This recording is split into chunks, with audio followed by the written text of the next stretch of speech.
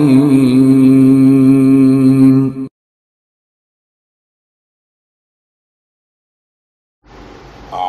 بالله من الشيطان اللعين الرجيم. بسم الله الرحمن الرحيم.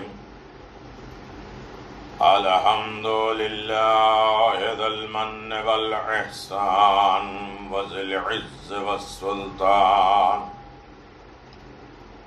الذي خلق الإنسان وعلمه البيان. والحمد لله الذي نبر قلوبنا بولاية محمد وآل محمد. والحمد لله الذي جعلنا من المتمسكين بولاية أمير المؤمنين علي بن أبي طالب وأولاده المعصومين حجج الله على الخلق أجمعين، وعلى آله الطيبين الطاهرين المعصومين المنتجبين، ولعنة الله على أعدائهم من الآن إلى قيام يوم الدين. آمين يا رب العالمين. أما بعد، فقد قال الله تبارك وتعالى في محكم كتابه المبين وهو أصدق الصادقين وقوله الحق. بسم الله الرحمن الرحيم. كل نفس ذائقة الموت ثم إلينا ترجعون. صلوات بابا زبان. اللهم صل على محمد وآل محمد. ناظرین محترم، سامعین گرامی قادر، ہر طرف آفات اور بلائیں اور مصیبتیں ہمیں گھیرے ہوئے ہیں. حادثاتی موتیں بڑھ گئی ہیں. نہ رات کا پتہ، نہ دن کا پتہ، نہ جوان، نہ ضعیف، نہ بچے. اس لیے کہ موت کے سلسلے میں موت نہ کوئی دلیل رکھتی ہے، موت نہ کوئی منطق فلسفہ رکھتے ہیں. موت پھر موت ہے جو ہر قوم میں مانی جاتی ہے، جانی جاتی ہے. صرف اگر موت تک مسئلہ ہوتا تو روزانہ کے جنازے دیکھنے کے بعد ہم یقین کر ہی رہے ہیں. لیکن اس کے بعد کا پروردگار اعلان فرما رہا ثم الینا ترجعون. مرنا ہی کافی نہیں ہے، پھر تم ہماری طرف بلائے جاؤ گے. ایک قوم ہے جو انکار کر رہی ہے کہ ہم یہیں پیدا ہوئے، یہیں ختم ہو جائیں گے. کچھ لوگوں نے کہا نہیں، ہم کہیں اور سے آئے ہیں، انا للہ و انا الیہ راجعون. ہم کہیں اور سے آئے ہیں اور کہیں اور جانا ہے.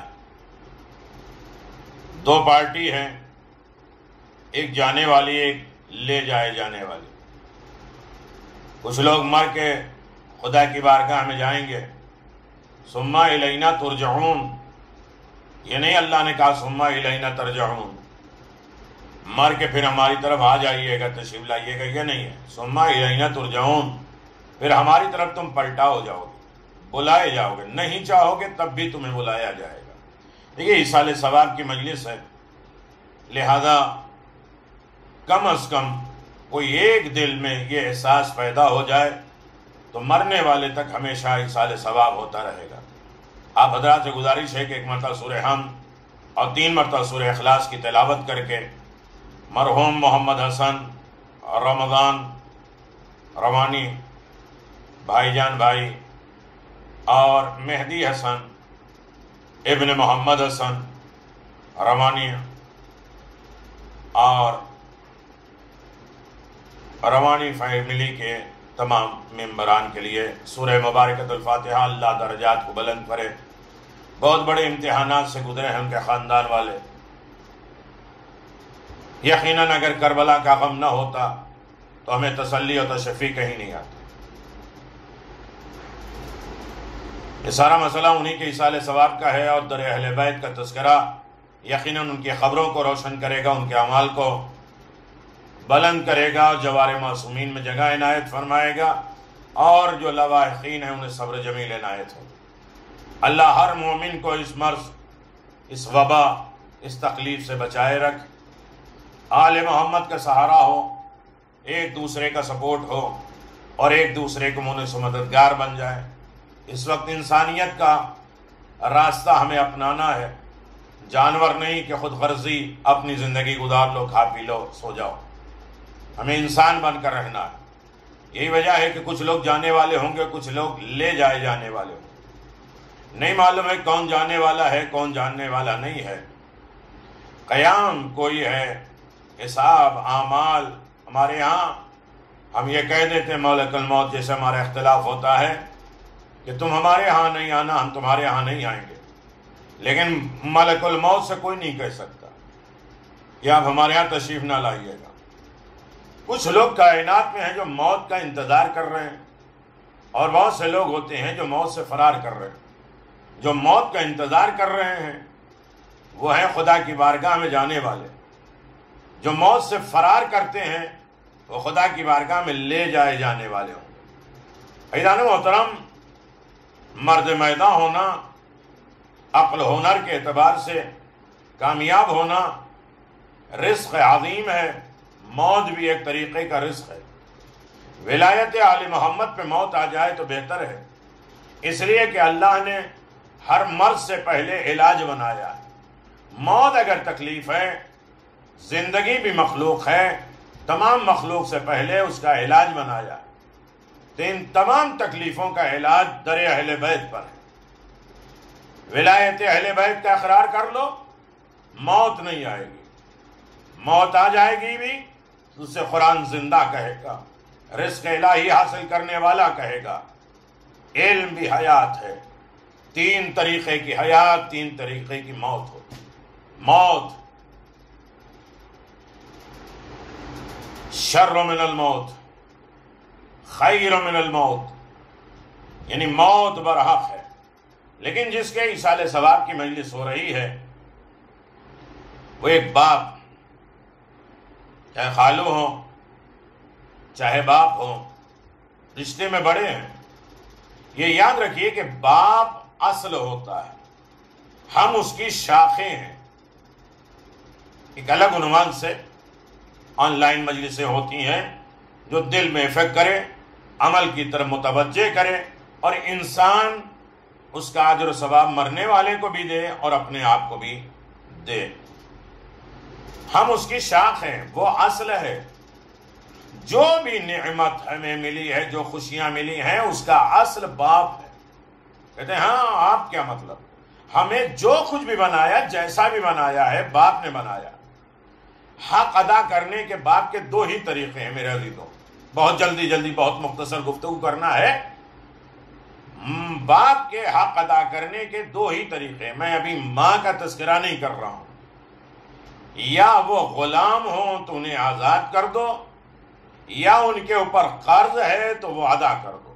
غلامی تو ختم ہو گئی. مخروض تمام واجبات، تمام مستحبات، حقوق الناس، لوگوں اور بندوں کے تمام حقوق کو ادا کر دو تاکہ قبر میں ان کو تکلیف نہ ہو. خدا کے واجبات، بندوں کے واجبات، لوازمات، ضروریات زندگی. سب سے بڑا حق باپ کا یہ ہے کہ اپنے باپ کا حق یہ ہے کہ عورتوں سے سب سے بڑا حق شوہر کا ہے، اور عورت کا سب سے بڑا حق اس کا شوہر ہے، لیکن بندوں کا حق سب سے بڑا اس کا باپ ہے. 4 حق صرف باپ کے ہیں. باپ کی تعظیم کی جائے، رسپیکٹ کی جائے، ادب و احترام کیا جائے، ان کے سامنے زبان نہ کھولی جائے، ان کو مانگنے سے پہلے دے دیا جائے، ان کے احترام اور عزت کیا جائے. یہ لازم ہے باپ کا احترام مولائے کائنات امیر المؤمنین کی نگاہ میں، جب کوئی آیا ہے باپ اور بیٹا تو باپ کے ہاتھ کو امیر المؤمنین نے دھلوایا ہے، بیٹے کے ہاتھ کو محمد حنفیہ نے دھلوایا۔ باپ کے احترام کی جزا کیا ہے؟ بہت جلدی لاوی کی نسل میں نبوت باپ کے احترام کی بنیاد پر ہے۔ لاوی نے یوسف کو قتل ہونے سے بچایا ہے، زندہ کنویں میں ڈال دو، میرا خون ہے، انہیں قتل نہ کرو۔ بنیامین کو مصر میں یوسف نے روک لیا، واپسی پہ لاوی شرمندہ ہوئے کہ باپ کے سامنے کیسے جواب دیں گے۔ اتنا یہ عمل اللہ کو پسند آیا کہ لاوی کے نسل میں نبوت دے دی۔ جب جناب یوسف اور جناب یعقوب کی ملاقات ہوتی ہے تو ایک مرتبہ یوسف کے ہاتھ سے ایک نور چلا گیا، کہا میرے پروردگار یہ کیا ہے؟ کہا تمہاری نسل میں نبوت آنے والی تھی، آج کیوں چلی گئی؟ کہا دیکھ نہیں رہے ہو باپ نیچے کھڑا ہے اور تم سواری پہ ہو۔ یہ تھوڑی سی بے احترامی کی وجہ سے اتنی بڑا عہدہ پروردگار چھین لیتا ہے۔ دن رات ہماری کتنی مصیبتیں، کتنی تکلیفیں آتی رہتی ہیں، ہم ذرہ برابر یہ نہیں سوچتے کہ ہمارے رشتہ دار، ہمارے بڑوں میں کوئی ہم سے ناراض تو نہیں ہے، یہ رکاوٹیں کیوں ہیں، یہ تکلیفیں کیوں ہیں؟ کسی نہ کسی مشکلات کی وجہ سے ہے۔ تو کہا آپ کس کی نسل میں آئے گی؟ کہا لاوی کی نسل میں۔ کہا لاوی کیوں؟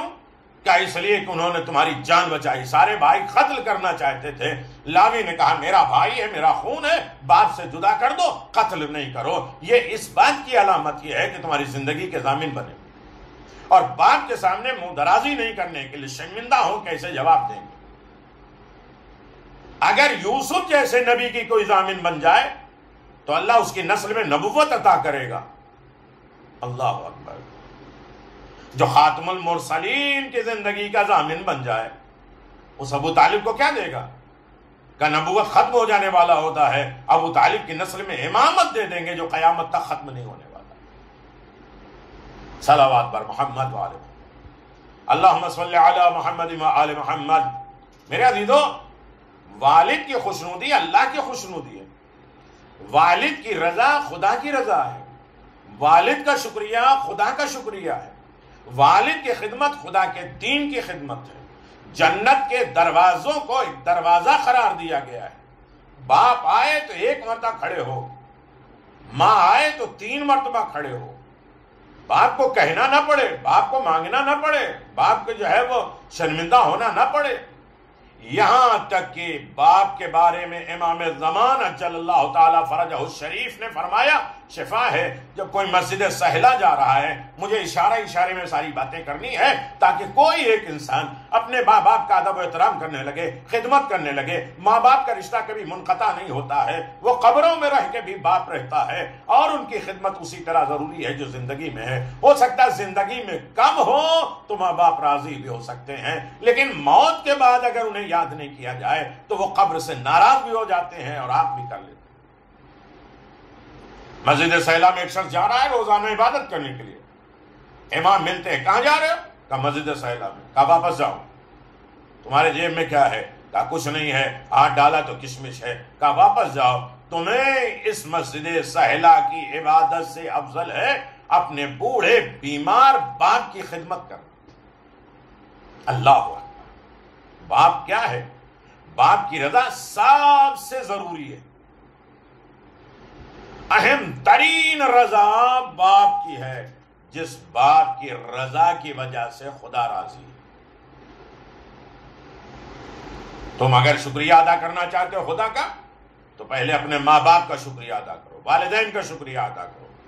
والدین کے شکریہ کے ساتھ خدا کا شکریہ جڑا ہوا ہے۔ عزیزان محترم، باپ کی نفرین کی سزا بھی ملتی ہے۔ امام حسین علیہ السلام نے طواف کے بعد تلاش کیا، دعائے مشلول مشہور ہے، 10 ذی الحجہ کو دعائے مشلول پڑھی جاتی ہے۔ حاجی جب مینا میں رہتے ہیں، وہ بیٹا جو اپنے باپ کے ساتھ بدتمیزی کر رہا ہے، بے ادبی کر رہا ہے، ہاتھ کو موڑ دے رہا ہے، باپ نالا ہے، ناراض ہے، مناتے مناتے اپنے باپ کو کہا کہ وہیں چل کے میرے لیے دعا کر۔ وہ سواری پہ بیٹھا اور کعبے پہنچنے لگا ہے، پرندے نے اس جانور کو ہلایا اور وہ گر کے مر گیا۔ اب اور وہ چیخ چیخ کے رونے لگا۔ امام علی بن ابی طالب نے کہا بیٹا حسین دیکھو یہ کون رو رہا ہے؟ کہا یہ باپ کے غم میں رو رہا ہے۔ اللہ اکبر، باپ بڑی عظیم دولت ہے، لیکن اس باپ کا غم ہے جس کے ساتھ اس کے بیٹے کا بھی غم منایا جا رہا ہے۔ جوان بیٹا بھی اس دنیا سے چلا گیا۔ اللہ اکبر۔ امام حسین علیہ السلام نے اس وقت دعائے مشلول تعلیم دی کہ ہر شل، ہر مشکل، ہر پریشانی، ہر رکاوٹیں دور کرنے کے لیے دعائے مشلول امام حسین علیہ السلام کا واسطہ دے کے کہ اللہ یہ مشکلات، یہ وبا، یہ بیماریاں، یہ وبا، تکلیفیں، حادثاتی موت، مولا نے خود فرمایا کہ دن میں کسی سے ملو گے، رات میں ملنے کی امید رکھو گے تو معلوم ہم مر چکا ہے۔ آخری دور کی علامت ہے نفسا نفسی ہے، قیامت کا منظر ہے۔ اس وقت ہمیں کسی کے کام آئے، مرحومین کے کام آئے، زندوں کے کام آئے اور دوسرے کی خدمت کرے تاکہ یہ آفات اور بلاؤں سے محفوظ۔ دعا سب سے بڑا اختیار ہے۔ تو عزیز المحترم، باپ کی ناراضگی بیماری کا سبب بنا۔ فضل ابن یحییٰ کا علاج جعفلیق نے کیا، باپ ناراض تھا تو کیسے ریاکشن ہوا۔ کبھی کبھی دوائیں اثر نہیں کرتی، دعائیں اثر نہیں کرتی، یہ دیکھو کہیں باپ ناراض تو نہیں ہے، رشتہ دار میں کوئی ناراض تو نہیں ہے، ہم نے حق ادا تو نہیں کیا ہے۔ یہ اگر منظر ہے گیا تو کوئی دعا اثر نہیں کرے گی۔ میرے عزیزوں، میں کچھ اور پڑھ سکتا تھا، کوئی واقعہ، کوئی معجزہ پڑھ سکتا تھا، لیکن ایسی چیزیں جہاں انسان ایصال ثواب کی مجلسوں میں اکثر میں کہا کرتا ہوں کہ مرنے والے کے لیے کم فائدہ، زندوں کے لیے زیادہ فائدہ۔ یہ اس لیے کہ آمادہ ہوتے ہیں، ان کے پاس سورہ فاتحہ جائے گا، مصائب جائے گا، یاد جائے گی، لیکن ہماری تربیت کا بہترین وسیلہ بن جائے گا یہی ایصال ثواب کی مجلس ہے۔ رسول خدا صلی اللہ علیہ وسلم نے فرمایا تم ایک چیز کا وعدہ کرو، میں 3 چیزوں کا وعدہ تم سے کرتا ہوں۔ والدین کے حقوق ادا کرو اور رشتہ داروں کے ساتھ اچھا سلوک کرو۔ میں وعدہ کرتا ہوں تمہاری عمر میں اضافہ ہو جائے گا، تم بھی غریب نہیں ہوگے اور تمہاری عزت میں اضافہ ہو جائے گا۔ تو میرے عزیزو، 3 تحفہ، 3 گفٹ پیغمبر دے رہے ہیں ایک عمل کی وجہ سے کہ اپنے والدین کے حقوق ادا کرو، رشتہ داروں کے ساتھ اچھا سلوک کرو۔ زمین نے اس جوان کو کیوں نگل لیا؟ میں صرف اشارے میں بات کر رہا ہوں۔ جوان نے باپ کی مخالفت کی، میں جاؤں گا، شہر کے باہر جاؤں گا، باپ نے منع کیا لیکن نہیں رکا، تو آخر میں ناراض ہو کے گھر سے نکل گیا ایک عصا لے کر۔ باپ پیچھے پیچھے دوڑ رہا ہے لیکن جوان ایک زمین پھٹی، اس میں دھس گیا، اور یہ ضعیف جب پہنچا ہے تو اس نے پوچھا یہاں کوئی جوان کو دیکھا ہے؟ کہاں یہ عصا پڑا ہوا ہے، زمین پھٹی، اسے نگل گیا۔ تو یہ یاد رکھیے، باپ نے کہا ہاں بصرے کا یہ بزرگ کا واقعہ ہے، صبح ایک جوان کے زمین کو نگل جانے کا واقعہ ہے جو بتلاتا ہے کہ ماں باپ کی مخالفت کے لیے انجام اچھا نہیں ہوگا۔ ابھی وقت ہے، نہیں معلوم ہے کہ ہماری آخری سانس کب ہے، ہمارے لیے کب بلاوا آ جائے۔ اپنے ماں باپ کو راضی کر لیں، خوش کر لیں، ان کے واجبات کو ادا کر لیں، ان کے فرائض کو ادا کر لیں، اپنی نسلوں کو صحیح تربیت دیں۔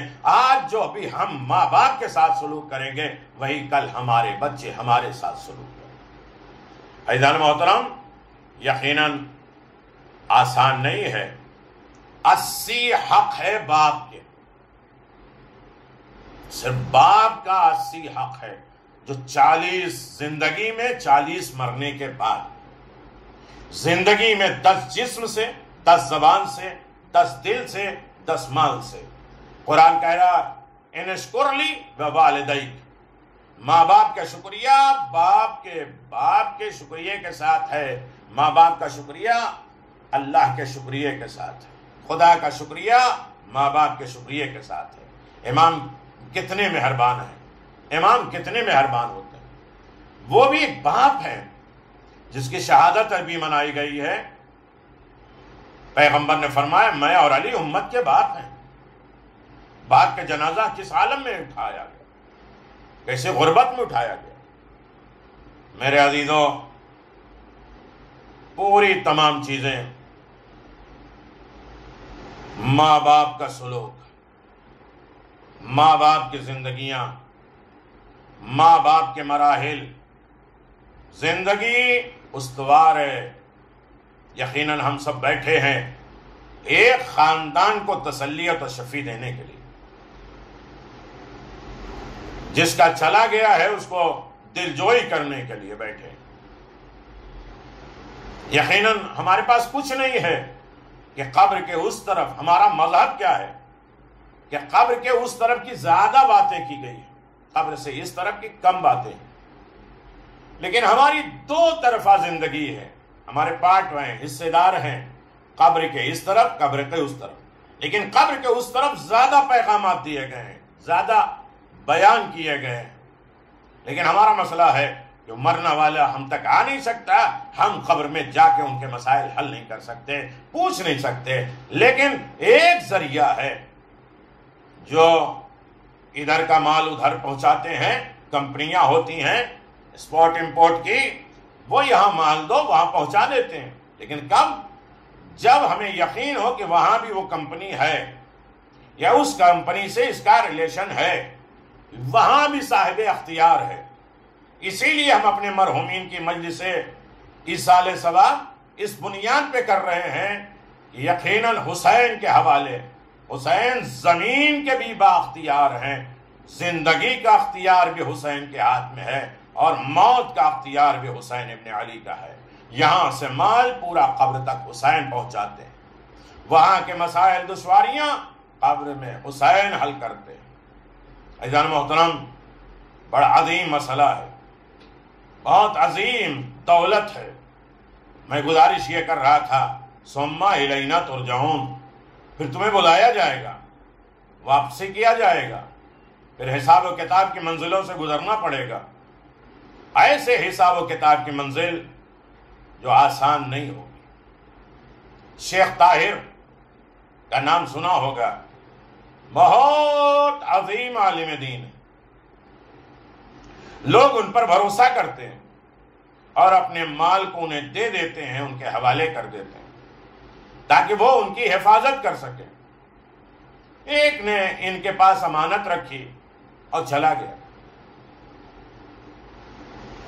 کچھ زمانے کے بعد آیا اپنی امانت لینے کے لیے، معلوم ہوا کہ یہاں شیخ طاہر نہیں۔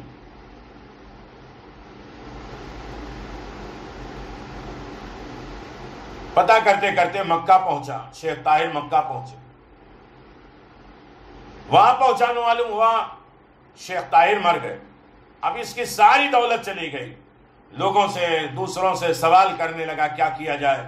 لوگ کہہ رہے وادی السلام میں جاؤ اور پوچھو، بلاؤ شیخ طاہر کو، ان سے پوچھو تمہارا مال کہاں ہے۔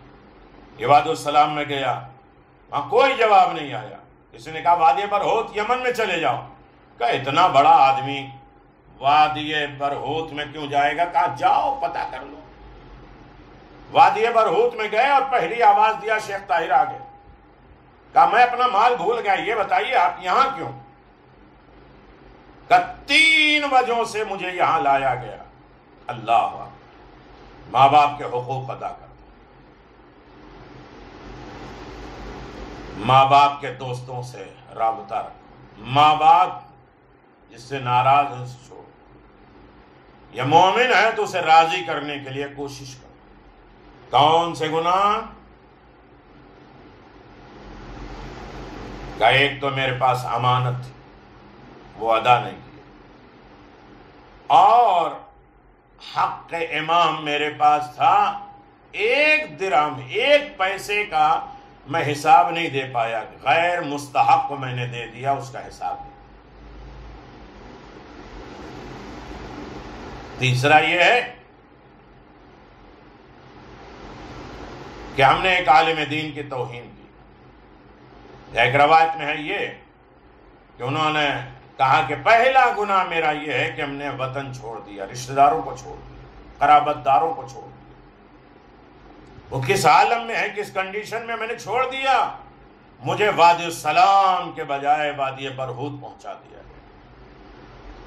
قرابت دار، رشتہ داریاں بہت ضروری ہے۔ ایک مومن نے اپنے رشتہ دار کی مجلس کرائی، اللہ اکبر، بڑی سخت منزل ہوتی ہے موت، تکلیف دہ موت ہوتی ہے، اور ایسے وقت میں موت جہاں کوئی ٹھکانہ نہیں، کون کس عالم میں جا رہا ہے اور کیسے جا رہا ہے، نہ کوئی پرسان حال ہے، نہ کوئی سہارا ہے۔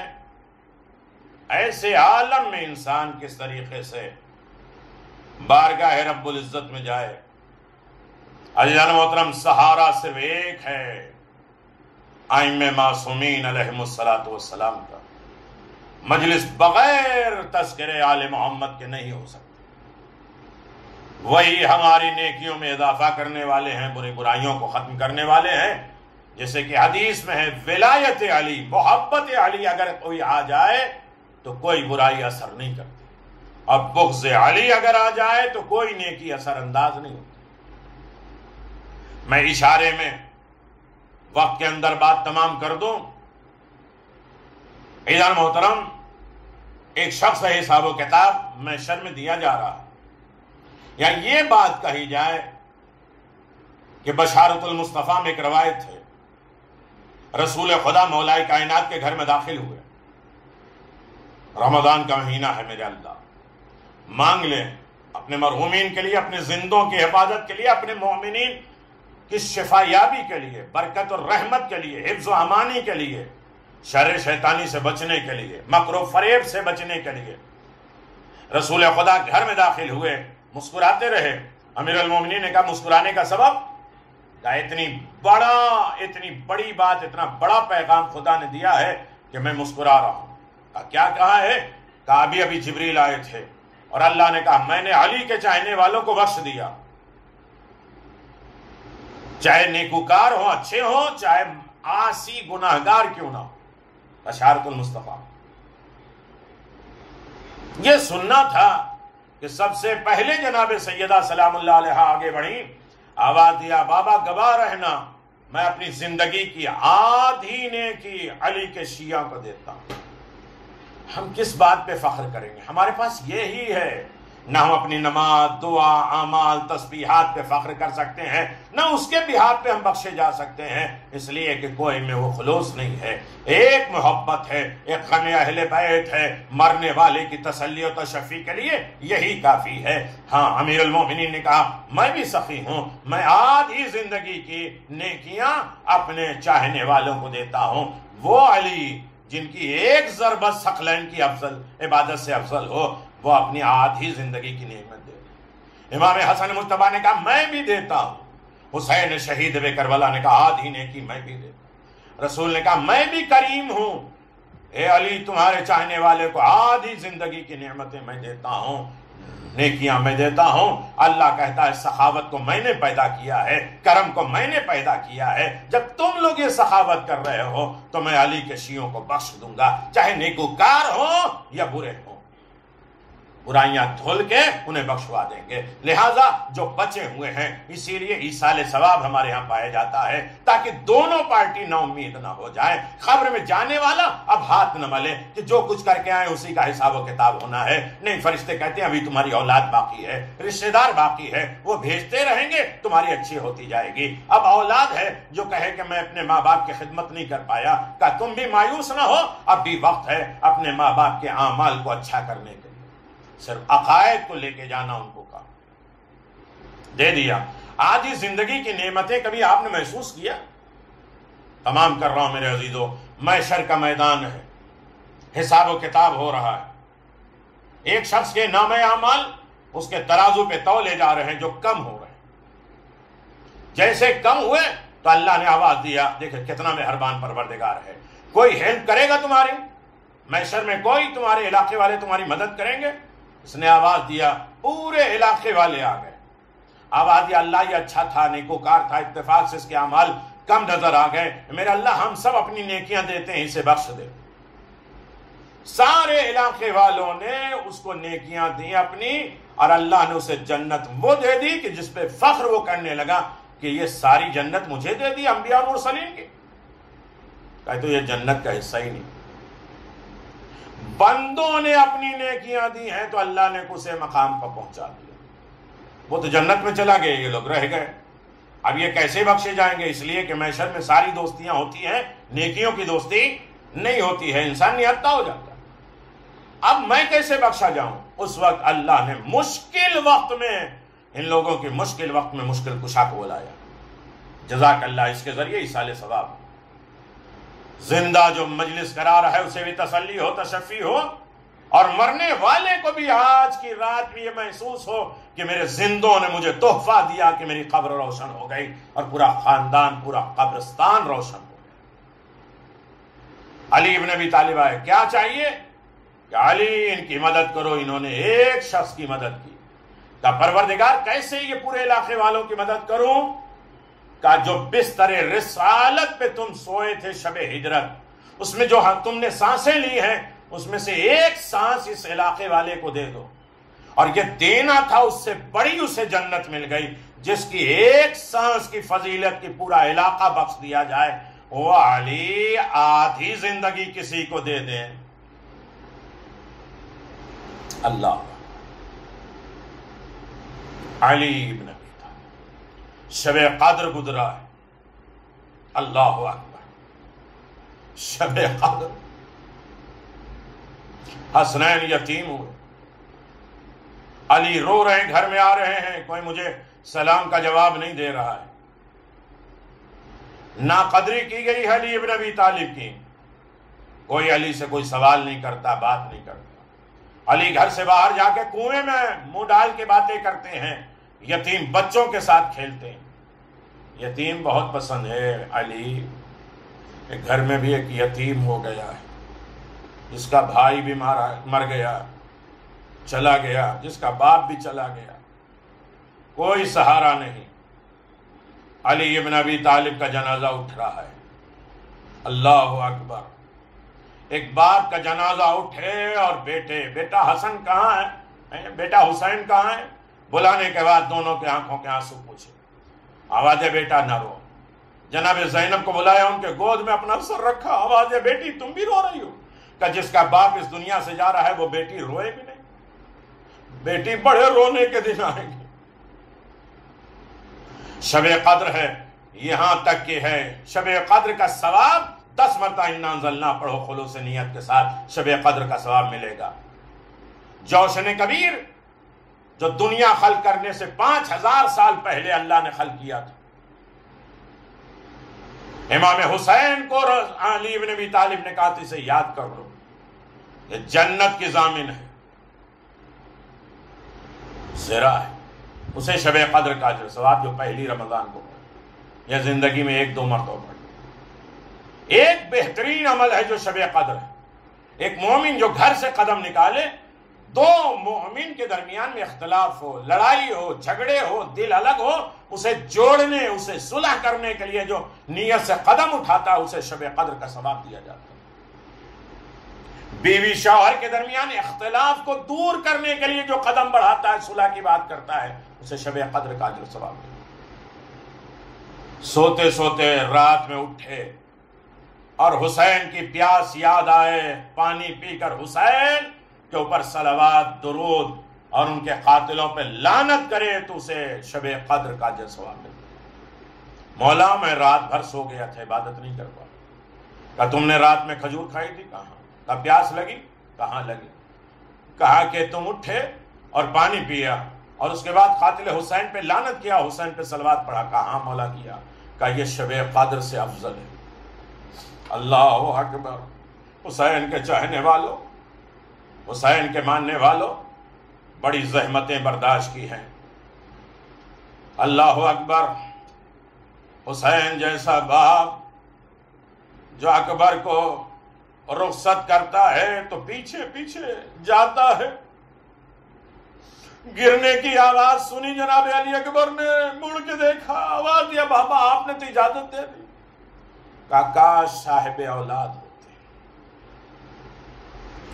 بیٹے کے سہانے پہنچے۔ ایسا تو کسی باپ کو امتحان نہیں دینا پڑا ہوگا اپنے جوان کے۔ سینے سے نہدے کا پھل نکالا، بیٹا تڑپ رہا ہے، باپ سے رخصت ہو رہا ہے، جنازہ اٹھ نہیں رہا ہے، کس عالم غربت میں جنازہ اٹھایا۔ آج بھی جب بھی علی اکبر کے مصائب ہوتے ہیں حسین بے ہوش ہو جاتے ہیں۔ بیٹے کا غم باپ کے لیے اور بیٹے کے لیے باپ کا غم۔ اللہ اکبر۔ سید سجاد تڑپ رہے ہیں، جناب سکینہ تڑپ رہی ہیں، آئے میرا بابا مارا گیا، کوئی پرسان حال نہیں ہے۔ امام حسین خوب جانتے ہیں دیکھیے ثواب کیا ہے، ایام صوم میں روزے کے عالم میں حسین کے نام پہ افطار کراؤ، پانی پلاؤ، خاص طریقے سے جو پیاسا ہے اسے بھی پلاؤ، جو پیاسا نہیں اسے بھی پلاؤ۔ اس قبر میں سب سے آسان یہی ہوتا ہے۔ رسول خدا نے جعفر طیار اور جناب حمزہ کی قبر پہ بیٹھ کے آواز دیا قبر میں کیا ہوتا ہے؟ کہ ابھی 3 چیزوں کا فائدہ اتنا زیادہ ملا ہے کہ ہمیں کچھ ضرورت نہیں۔ کیا کہ آپ کے اوپر اور آپ کی آل کے اوپر جو درود و صلوات ہم پڑھتے تھے اس کی وجہ سے ہماری قبر روشن ہو گئی۔ یہ دنوں میں زیادہ صلوات ایصال ثواب کے لیے، اور جو ہم علی ابن ابی طالب سے محبت کرتے تھے اس کا اجر و ثواب بہت ہے۔ اور تیسرا جو ہم پانی پلاتے تھے پیاسے کو، جو پیاسا نہ ہو اسے بھی پانی پلانا ثواب۔ پیاس کو یاد کرنا، حسین جانتے ہیں کہ میری پیاس کو یاد کرنا میرے قاتلوں پہ لعنت کرنا۔ اسی طرح حضرت نے خود ہی خواہش کی اور وصیت میں فرمایا، خاص طور سے یہ پیغام دیا، شیعتی مہما شربتم ماء عذب فاذکرونی، اے میرے شیعو جب تم ٹھنڈا پانی پینا، خوشگوار پانی پینا، میٹھا پانی پینا، لذت دار پانی پینا تو میری پیاس کو یاد کرنا۔ میرے عزیزو، اولاد نے باپ کو کیسے یاد کیا ہے؟ جس نے پیاس سے امام کو یاد کیا وہ جناب سکینہ ہے جو پہلے ہیں۔ عاشور کے دن وقت غروب آفتاب ہے، اور جب ابن سعد نے کچھ پانی وغیرہ کہے اہل بیت کو بھیجا، جناب زینب نے پہلے بچوں کو تقسیم کیا، سب بچوں سے پہلے جناب سکینہ کو پانی دیا۔ جو ہی جناب سکینہ کی نظر پانی پہ پڑی، بے اختیار رو کر عرض کی، پھوپھی اماں جان کیوں کر میں پانی پیوں؟ میرا بابا تشنا ہے، میرا بابا پیاسا ہے، میرا بھائی اصغر سب سے زیادہ پیاسا ہے۔ اجرکم اللہ، خدا آپ کو کسی غم میں نہ لائے۔ اپنے اس بیماری کو دور کرنے کے لیے غم حسین مناؤ، ان مجلسوں کو ختم نہ کرو۔ یہ بیماری کو دور کرنے کا ایک ہی راستہ ہے، مجلس حسین کے رائج رکھو، اس کا دروازہ نہ بند کرو۔ ساری بیماری، ساری تکلیف، سارے دکھ درد، سارے مشکلات کا حل ذکر امام حسین، چاہے تنہائی میں کرو چاہے لوگوں کے درمیان میں کرو، لیکن رو غم حسین میں۔ دوسرا جس نے پیاس سے سید الشہداء کو یاد کیا، کثیر نامی معلم تھا، 12ویں محرم کو اپنے مکتب میں بچوں کو پڑھا رہا تھا، پیاس معلوم ہوئی، پانی پی کر قاتل امام حسین پہ لعنت کی ہے۔ سنان ابن انس کا لڑکا اس مکتب میں پڑھ رہا تھا، اس نے اعتراض کیا، کیوں قاتل سید الشہداء پر لعنت کرتے ہو؟ مکتب سے باہر آ کر سر پہ اپنے زخم کیا، باپ کے پاس جا کے شکایت کیا معلم کی، اور سنان ملعون نے فوراً ابن زیاد کو خبر دی۔ ابن زیاد نے کثیر معلم کو گرفتار کر کے بہت ہی زیادہ مارا کہ تو نے امام حسین کے قاتلوں پہ لعنت کیوں کیا ہے۔ تیسرے امام حسین کی پیاس کرنے، ہائے اولاد ہو تو ایسی ہو جس کے سامنے باپ کا کٹا سر ہو، لاشا پڑا ہو، اپنے آپ کو لاشے پہ گرایا، یقیناً موت برحق ہے۔ اس مومن کے ہر جگہ علاج کے لیے لے کے دوڑے ہیں، لیکن جب انتقال ہوا تو جنازے کے ساتھ بے حرمتی تو نہیں ہوئی ہے، اولاد کو سینے سے لگایا تو گیا، تسلی و تشفی تو دی گئی۔ ہائے سید سجاد، میرے عزیزو، امام، بیمار امام جب تک زندہ رہے ہمیشہ آتش وغیرہ مصائب کو یاد کر کے رات دن رویا کرتے تھے۔ خداوند عالم نے بھی مصائب سے مصیبت تشنگی کو خصوصیت کے ساتھ یاد کیے نا۔ ہاں میرے عزیزو، یقیناً حضرت آدم صفی اللہ کے واسطے بیان ہے، قد حال العطش بینی و بین السماء والدخان، بلا شبہ جس طرح باپ اپنے بیٹے کے مصائب بیان کرتا ہے، اسی طرح گویا خلاق عالم مصیبت سید الشہداء کو بیان کرتا ہے۔ جل العلاء فلیس الحزن بالغد۔ جبریل خلاق عالم کا امام حسین کی پیاس کو دھواں سے تشبیہ دے رہے ہیں۔ دو ہی احتمال ہے، ایک تو یہ ہے کہ جس طرح آسمان زمین دھواں بھر جانے کے بعد آدمی کو کچھ دکھائی نہیں دیتا، دم گھٹتا ہے اور اس کی شدت پیاس اور حرارت دل بڑھ جاتے ہیں، ایسی مشکل وقت میں جہاں سانس پھولتی ہے، یہ بیماریاں ہوتی ہیں، آؤ پیاسے حسین کو یاد کرو، غربت حسین کو یاد کرو۔ اس دھوئیں کی وجہ سے دل کی حرکت بند ہونے لگتی ہے اور دھوئیں سے دم گھٹتا ہے اور قلب سے بخارات اٹھتے ہیں، آنکھوں میں آ جاتے ہیں، جس سے آنکھوں میں اندھیرا چھا جاتا ہے، دنیا اندھیری ہو جاتی ہے، ہر طرف سوائے دھواں کے کچھ دکھائی نہیں دیتا۔ دوسرے یہ کہ جس طرح دھواں زیادہ ہونے سے آدمی کا دم گھٹنے لگتا ہے، بے چین ہو کے قریب ہلاکت اور موت کے قریب پہنچنے لگتا ہے، اسی طرح امام حسین کی غلبہ آتش پیاس کی شدت سے یہ حالت تھی کہ دم گھٹ رہا تھا، زمین تلخ ہو رہی تھی، زندگی ختم ہو رہی تھی، قریب تھا کہ روح اقدس چلی جائے، لیکن ہائے اس وقت بھی ظالم تلوار لے کے آئے حسین کو ذبح کرنے کے لیے۔